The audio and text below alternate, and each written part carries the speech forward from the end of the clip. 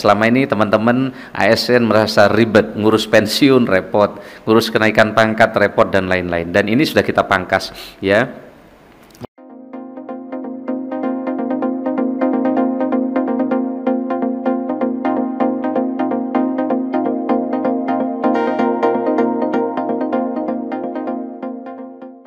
Assalamualaikum warahmatullahi wabarakatuh. Selamat sore, Ibu saya hormati. Alhamdulillah hari ini kita baru saja menyelesaikan ratas terkait dengan percepatan transformasi digital untuk keterpaduan layanan digital nasional. Hari ini saya melaporkan dua substansi, satu terkait dengan progres reformasi birokrasi berdampak kepada Bapak Presiden, yang kedua terkait langkah-langkah digitalisasi yang perpresnya beliau sudah tanda tangani dan sekarang perlu ada rencana aksi yang lebih terukur dari kementerian lembaga, dan ini akan tadi telah diputuskan perpres baru. Arahan Bapak Presiden bahwa birokrasi ini harus berdampak, birokrasi tidak boleh lagi berbelit-belit dengan tumpukan kertas. Oleh karena itu beliau berharap ini birokrasi menjadi lincah dan cepat. Lalu apa yang bisa kami kerjakan dari Kementerian Pan-RB? Kami tadi laporkan terkait dengan delayering jabatan fungsional dan jabatan pelaksana. Dulu kenapa ini agak ribet, karena dulu ada 3.414 klasifikasi jabatan. Sekarang sudah kita pangkas hanya 3 jabatan saja, 3 kelompok jabatan, sehingga ini sangat lincah. Kalau dulu ASN hanya bisa pindah dalam satu rumpun, sekarang ini ASN bisa pindah lintas rumpun, jadi sudah lebih lincah. Ini slide-nya, jadi sudah sangat mudah. Dan ini berdampak kepada 1,4 juta ASN, dan yang pindah lintas rumpun berdampak kepada 2,1 juta ASN. Beliau berharap ada kebijakan yang berdampak. Dan ini sudah 3 bulan lalu sudah kami putuskan. Begitu juga penyelenggaraan proses bisnis layanan kepegawaian. Selama ini teman-teman ASN merasa ribet, ngurus pensiun repot, ngurus kenaikan pangkat repot dan lain-lain. Dan ini sudah kita pangkas ya. Layanan kenaikan pangkat dari 14 tahap kita pangkas jadi 2 tahap. Tadi kami laporkan kepada Bapak Presiden.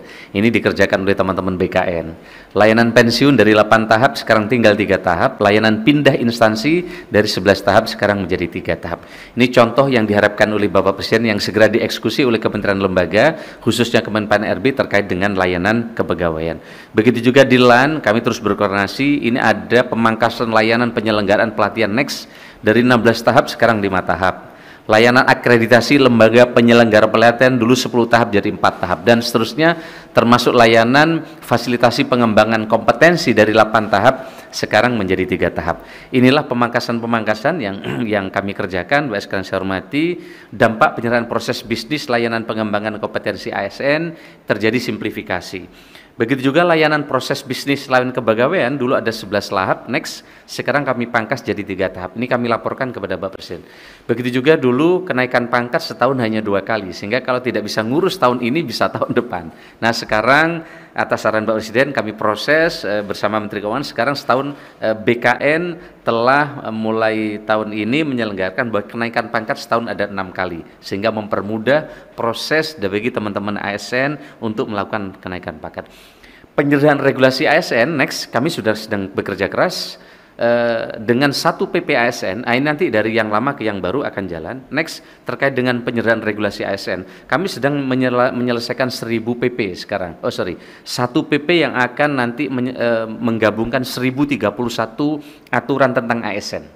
Ternyata ribuan aturan ASN tidak bisa juga ke kelas dunia, karena kadang kita sibuk antar aturan dengan aturan. Maka atas saran Bapak Presiden kami pangkas ini sekarang dari 766 DIM tersisa 48 DIM terkait dengan pemberhentian, upaya banding dan skop profesi pegawai, dan 85 DIM terkait dengan kesejahteraan. Ini sedang dibahas melalui simulasi dengan Kementerian Keuangan. Kalau ini selesai, maka PPASN ini akan segera selesai. Begitu juga dengan penilaian RB yang dilakukan oleh kementerian, sekarang ini agak ribet.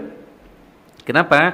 Karena harus menjawab 259 komponen pertanyaan dan mengunggah ribuan dokumen. Next slide. Nah, sekarang kita rubah ke 26 dampak. Jadi kalau RB-nya bagus, kira-kira kalau kemiskinannya turun, investasinya meningkat. Kalau dulu fokus di hulu, sekarang kita fokus di hilir. Sehingga kita lebih berdampaknya bukan di tumpukan kertasnya. Selama ini orang kalau ngurus RB, kadang harus ada konsultan di hotel, bagaimana nilainya supaya naik, sekarang tidak lagi. Jadi langsung ke dampak, sehingga rakyat bisa lebih merasakan. Nah, Ibu saya hormati, next, Bapak Presiden telah menandatangani SPBE, Arsitektur Pemerintah Berbasis Elektronik, dan tadi Bapak Presiden telah kami laporkan terkait dengan transformasi digital pelayanan publik. Dalam konteks ini terus bergerak, kami juga mendapatkan sinergi dari seluruh kementerian lembaga dan juga tim dari beberapa negara yang punya pengalaman untuk mengintegrasikan sistem ini, dan terima kasih. Kami sampaikan selamat sore, assalamualaikum warahmatullahi wabarakatuh.